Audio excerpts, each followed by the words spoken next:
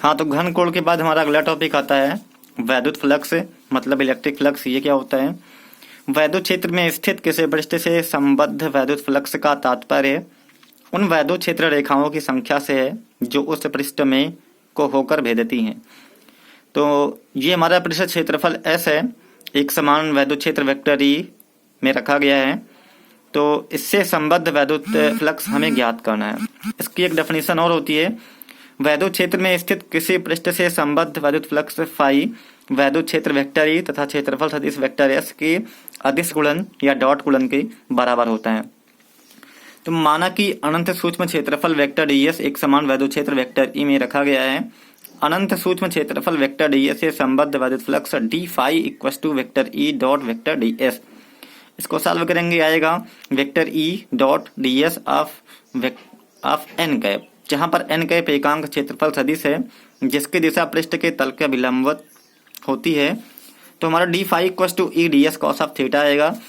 अब हम संपूर्ण पृष्ठ से संबद्ध फ्लक्स ज्ञात करते हैं, तो इसी इक्वेशन का हम क्लोज्ड इंटीग्रेशन कर देते हैं।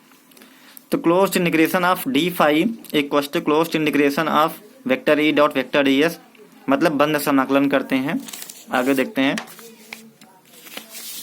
तो हमारा आएगा इसका सॉल्व करने पर closed integration d phi equal to closed integration vector E dot vector ds। इसको सॉल्व करने पर phi equal to closed integration vector E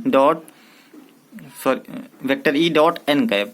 तो फाई इक्वल टू, अब यहाँ पर इन दोनों की वैल्यू हमारा आया है E cos theta. E cos theta एक कांस्टेंट वैल्यू है जो इस इंटीग्रेशन की बाहर आ जाएगी, और क्लोज्ड इंटीग्रेशन ऑफ ds बचा है। तो ये हमारा ds का जो इंटीग्रेशन होगा S होगा। तो ये हो गया phi equal to ES cos of theta, जहां पर S सरफेस एरिया, S को हम A भी लिख सकते हैं, अथवा phi equal to AA cos of theta. ये हमारा हो गया वैद्युत फ्लक्स। अब यहाँ पर केस अप्लाई करेंगे। पहला केस है ये थीटा बराबर 0 डिग्री, तो फाई बराबर EA कॉस 0, फाई बराबर EA, जो कि पॉजिटिव आएगा। इसका डायग्राम हमने यहाँ पर बना दिया है। ये हमारा पृष्ठ क्षेत्रफल ds है और एक समान वैद्युत क्षेत्र वेक्टर EA है। तो इसका जो n कैप होगा, n कैप का मतलब एकांक क्षेत्रफल सदिश, इसके तल के लंबवत खींची गई रेखा होगी, यही वाली होगी n कैप होगी। तो n कैप और वेक्टर E के बीच बना एंगल 0 डिग्री है, वही होता है थीटा की वैल्यू। इसके बाद केस 2 है, ये थीटा बराबर 90 डिग्री, तो फाई बराबर EA कास 90 बराबर 0, सब जानते थे कास 90 की वैल्यू 0।